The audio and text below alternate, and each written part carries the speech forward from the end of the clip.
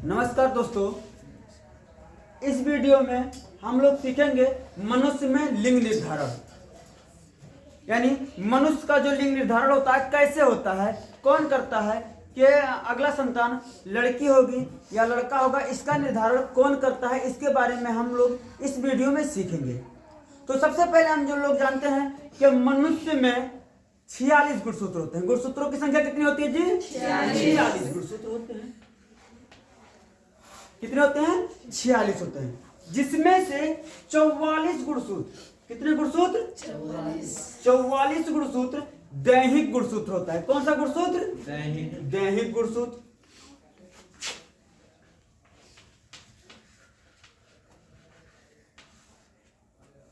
और 2 गुणसूत्र लिंग गुणसूत्र होता है। कौन से गुणसूत्र होता है जी? लिंग गुणसूत्र।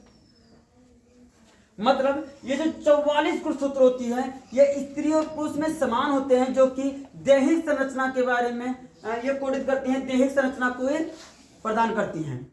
ये दैहिक गुणसूत्र कहलाती हैं। जो 2 गुणसूत्र होती हैं अंतिम यानी तेसरा जो 2 गुणसूत्र होती हैं ये होती हैं लिंग गुणसूत्र। यही होती है लिंग का निर्धारण करने वाली। तो ये गुणसूत्र स्त्री और पुरुष में भिन्न भिन्न होती हैं। तो देखिए, जो ये 44 गुणसूत्र होता है ये दैहिक गुणसूत्र होता है, और जो ये 2 होते हैं लिंग गुणसूत्र होती हैं, जो कि पुरुषों में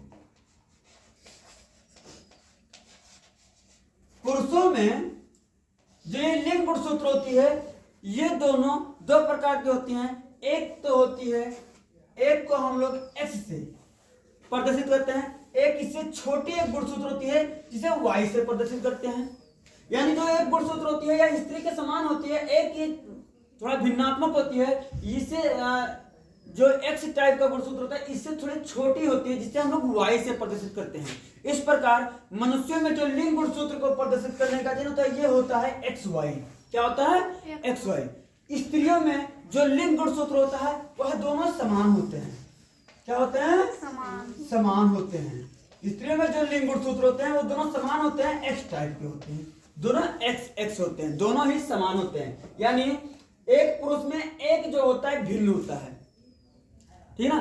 तो इस प्रकार से पुरुष जो होता है ये विषम युग्मजी होता है, यानी इसके युग्मज कैसे होते हैं? विषम युग्मजी होते हैं, और इसके युग्मक कैसे होते हैं? समान होते हैं, इसलिए स्त्री सम युग्मजी होती है, ठीक है ना। अब पुरुष में जो शुक्राणु बनता है, यानी अर्धसूत्रीय विभाजन के द्वारा जो शुक्राणु बनता है वह 2 प्रकार से बनता है। यानी जब अर्धसूत्रीय विभाजन होगा तो एक एक्स प्रकार वाला शुक्राणु और दूसरे टाइप का बनता है यानी वाई प्रकार वाला शुक्राणु। यानी पुरुष में 2 प्रकार के शुक्राणु बनते हैं, एक्स प्रकार का शुक्राणु और वाई प्रकार का शुक्राणु। और स्त्री में जब अर्धसूत्रीय विभाजन होता है तो उसमें एक ही प्रकार का शुक्राणु बनता है, क्योंकि यह समयुग्मजी होता है। चाहे जो विभाजित होगा, चाहे जो शुक्राणु अंडाणु होगा, तो उसमें एक ही प्रकार के अंडाणु बनता है, यानी एक्स प्रकार का अंडाणु। पुरुष में 2 प्रकार के शुक्राणु बनते हैं और स्त्री में सिर्फ एक ही प्रकार का अंडाणु बनता है। तब इसमें देखते हैं जब एक्स प्रकार का, तो एक रेखा चित्र के द्वारा हम लोग समझेंगे।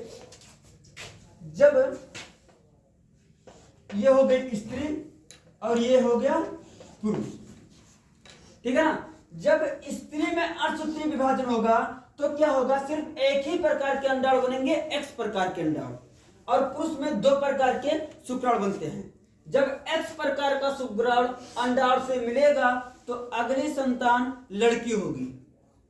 जब वाई प्रकार का शुक्राणु अंडाणु से मिलेगा तो अगला संतान लड़का होगा। क्या होगा जी? लड़का। जब एक्स प्रकार का शुक्राणु अंडाणु से मिलता है तो अगला संतान कैसे होगी?